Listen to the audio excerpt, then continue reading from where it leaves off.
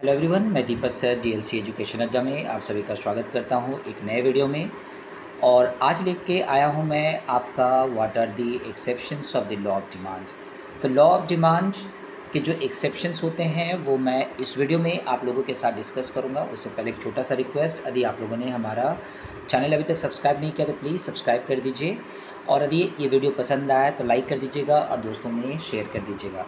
Thank you. तो चलिए आगे बढ़ते हैं। और इस वीडियो को पूरे डिटेल में समझने से पहले मैं कुछ पॉइंट्स के ऊपर में पहले आपसे डिस्कस कर लेता हूं कि लॉ ऑफ डिमांड के जो एक्सेप्शंस हैं, है ना, एक्सेप्शन वो क्या है, कंडीशन पे डिपेंड करता है। तो जो कंडीशंस होते हैं वो कितने टाइप के कंडीशंस होते हैं, उस कंडीशंस के बारे में मैं आपसे डिस्कस करूँगा। तो चलिए देखिए, कंडीशन में मैंने 3 केसेस यहाँ पे डाले हैं।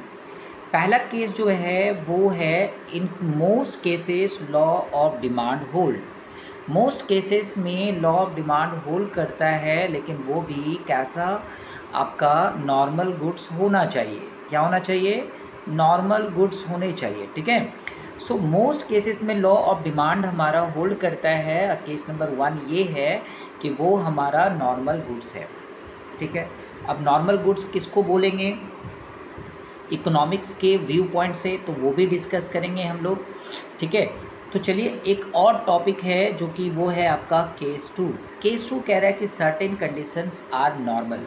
कुछ ऐसे कंडीशंस होते हैं जो नॉर्मल होते हैं। मैं यहाँ पे डिस्कस कर रहा था कि नॉर्मल गुड्स होना चाहिए, कि in most cases law of demand hold करता है जब गुड्स कैसा होता है, नॉर्मल होता है। ओके। तो नॉर्मल होता है। और अब मैं बोल रहा हूँ कि सर्टेन कंडीशंस आर नॉर्मल। कुछ ऐसे कंडीशंस होंगे जो नॉर्मल कंडीशन होंगे। नॉर्मल गुड्स तो होगा ही, साथ ही साथ क्या होगा, नॉर्मल कंडीशन होना चाहिए। कंडीशन कैसा होना चाहिए? नॉर्मल। तो नॉर्मल कंडीशन में हमारा काम करता है। देखो नॉर्मल कंडीशन क्या है, तो वो मैंने एजम्पशन में डिस्कस किया। आपको नॉर्मल कंडीशन क्या है वो मैंने आपको डिस्कस किया एजम्पशंस में। आपको डिस्कस करके ये कंडीशंस नॉर्मल होते हैं और ये कंडीशन बदलना नहीं चाहिए। उसी कंडीशन में हमारा लॉ ऑफ डिमांड काम करता है। अब मैं जो आपसे डिस्कस करूँगा इस वीडियो में वो है हमारा केस 3।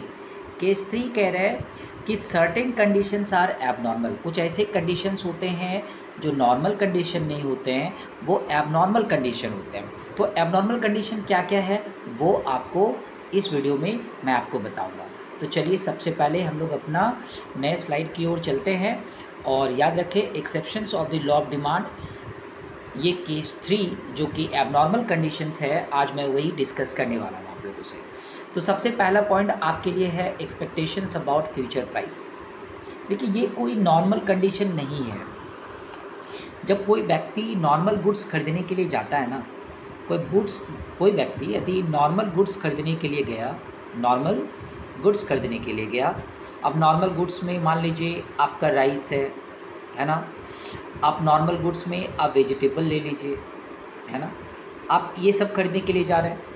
नॉर्मल गुड्स में आप सपोज़ कोई कपड़े खरीदने के लिए जा रहे हैं, क्लोथ्स खरीदने के लिए जा रहे हैं। तब जब कोई व्यक्ति इस प्रकार के गुड्स खरीदने के लिए जाता है ना, तो हम लोग इसको नॉर्मल गुड्स कहते हैं।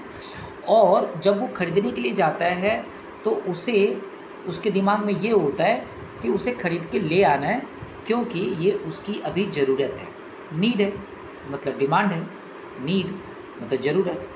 अभी उसकी ज़रूरत है इसलिए वो खरीद के ले आया। लेकिन यदि हम ऐसा बोले कि उस व्यक्ति को ज़रूरत नहीं है, अभी उसकी नीड नहीं है, ठीक है ना, अभी उसको ज़रूरत नहीं है, वो यदि नहीं लेगा तो भी उसका काम चल जाएगा। वैसे गुड्स जो कि नॉर्मल होते हुए भी वो बिहेव कैसे करेगा, एबनॉर्मल तरीके से बिहेव करेगा, है ना। तो ये चीज़ें हमें देखना पड़ता है कि expectation about future prices. Future prices के एक्सपेक्टेशन के बारे में मैंने प्रीवियस वीडियो में भी बोला था कि जो एक्सपेक्टेशन है कस्टमर का वो बदलना नहीं चाहिए, क्योंकि कस्टमर का जो एक्सपेक्टेशन है वो यदि बदल जाता है तो वो एबनॉर्मल केसेस हो जाता है, नॉर्मल केसेस नहीं रहता है। फ्यूचर प्राइस को लेके कस्टमर का किसी भी प्रकार का एक्सपेक्टेशन नहीं होना चाहिए, क्योंकि प्राइस यदि बढ़ जाएगा या प्राइस यदि कम जाएगा दोनों ही केस में कस्टमर दो अलग अलग तरीके से बिहेव करेगा, ठीक है ना।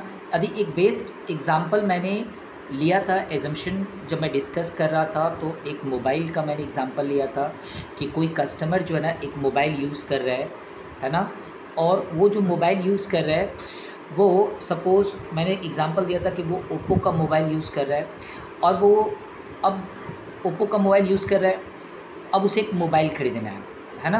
अब उसे क्या खरीदना है, एक मोबाइल ख़रीदना है। तो मोबाइल के लिए उसने एक बजट बना लिया कि अब तो मैं 50,000 का एक मोबाइल ख़रीदूँगा, 50,000 का। उसने डिसाइड किया कि मुझे इस ब्रांड का फ़ोन चाहिए, और फिर उसने एक्सपेक्ट किया कि अभी मैं 50,000 में जो मोबाइल मैं अभी ख़रीदूँगा 50,000 में, नियर फ्यूचर में क्या होने वाला है, नियर फ्यूचर में ये होने वाला है कि वो जो 50,000 का जो मोबाइल है वो सडनली प्राइस उसका डाउन होकर 40,000 हो जाएगा, ठीक है। अब देखो वो एक मोबाइल यूज़ कर रहा है, अब उसे एक मोबाइल ख़रीदनी है, लेकिन प्राइस उसके पास 50,000 का बजट है, लेकिन उसको पता है कि आने वाले एक महीने के अंदर उसका मोबाइल यदि 40,000 हो जाएगा तो क्या वो ख़रीदेगा, नहीं ख़रीदेगा। तो फ्यूचर एक्सपेक्टेशन को लेके ना कस्टमर अलग तरीके से बिहेव करता है। यदि कस्टमर का फ्यूचर एक्सपेक्टेशन कुछ है तो फिर वो काम नहीं करेगा। तो चलिए इसको हम लोग एनॉर्मल कंडीशन में इसको पढ़ लेते हैं, और नेक्स्ट हम लोग जो पॉइंट देखेंगे वो पॉइंट है गिवन गुड्स का। गिवन गुड्स को रॉबर्ट गिवन ने सबसे पहले इसको डिस्क्राइब किया था, इसलिए हम लोग इसे गिवन गुड्स कहते हैं। लेकिन एक्चुअली गिवन गुड्स है क्या। मार्केट में कुछ ऐसे प्रोडक्ट होते हैं जिसका क्वालिटी क्या होता है, काफ़ी लो होता है। लो क्वालिटी के प्रोडक्ट मार्केट में अवेलेबल होते हैं, लो क्वालिटी के प्रोडक्ट अवेलेबल होते हैं। तो लो क्वालिटी का जो प्रोडक्ट है मार्केट में जो अवेलेबल है, वो ख़रीदने के लिए सपोज़ एक इनकम ग्रुप है, सपोज़ किसी का इनकम सपोर्ट नहीं करता है कि वो एक अच्छे ग्रेड या अच्छे क्वालिटी के प्रोडक्ट को वो यूज़ करे। तो जिसका इनकम कम है, जिसका इनकम क्या है, लेस है, काफ़ी ज़्यादा कम इनकम है जिसका, वो क्या करता है मार्केट में जाने के बाद एक पुअर क्वालिटी के प्रोडक्ट को रेगुलर यूज़ करता है। कैसे प्रोडक्ट को यूज़ करता है, तो पुअर क्वालिटी वाले प्रोडक्ट को लाके वो यूज़ करता है। पुअर क्वालिटी वाले प्रोडक्ट को लाके यूज़ इसलिए करता है क्योंकि उसका इनकम सपोर्ट नहीं करता है, ठीक है। क्वालिटी प्राइस रिलेशनशिप ये कैसा है भाई, देखिए ये ना माइंड सेटअप की बात कर रहा है। क्या कह रहा है, माइंड सेट अप, है ना, माइंड सेटअप।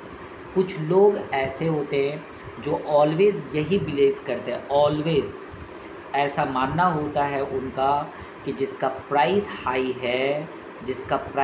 है उसकी क्वालिटी भी अच्छी होगी।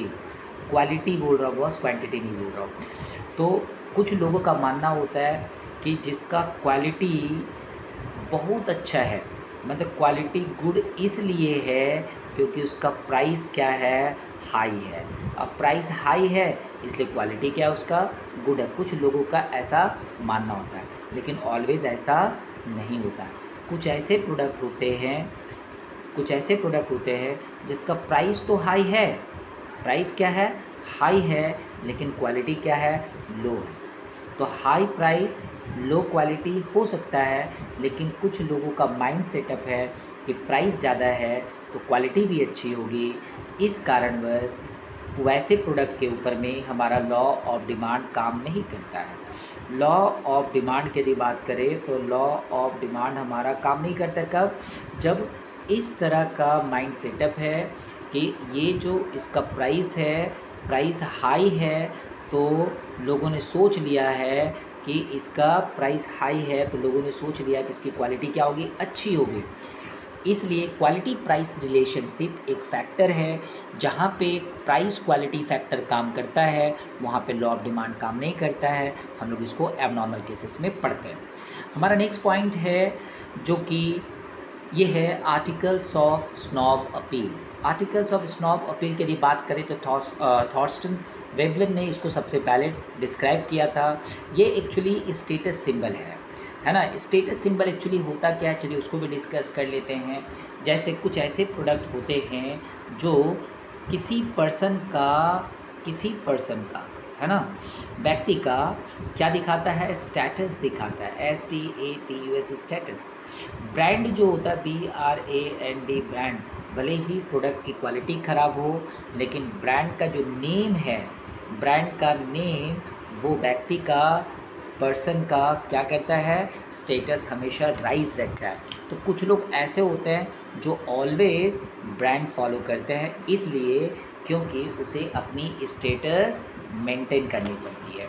तो ऐसे प्रोडक्ट जो स्टेटस को बढ़ाता हो, ऐसे प्रोडक्ट जो स्टेटस को बढ़ाता हो, वहाँ पे हमारा लॉ ऑफ डिमांड काम नहीं करता है, ठीक है ना। नेक्स्ट पॉइंट है हमारा वो एमरजेंसीज। एमरजेंसीज यदि बोले तो क्या है एमरजेंसी। देखिए, नेचुरल डिसास्टर जो होता है, यदि आपको नेचुरल डिसास्टर के बारे में पता है तो कि मुझे एक्सप्लेन करने की ज़रूरत नहीं है। नेचुरल डिसास्टर किसको कहते हैं, जैसे कहीं पे फ्लड आ गया, ठीक है, फ्लड आ गया, कहीं पे ड्रॉट हो गया, सूखा ही पड़ गया, है ना, सूखा आ गया, कहीं पे अर्थक्वेक आ गया, है ना, अर्थक्वेक आ गया। तो इन सब केसेस को हम लोग कहते हैं नेचुरल डिसास्टर, है ना। तो या कुछ ऐसा भी हो जाए जैसे वॉर का सिचुएशन, वॉर का जो सिचुएशन होता है वो भी इमरजेंसीज में आता है।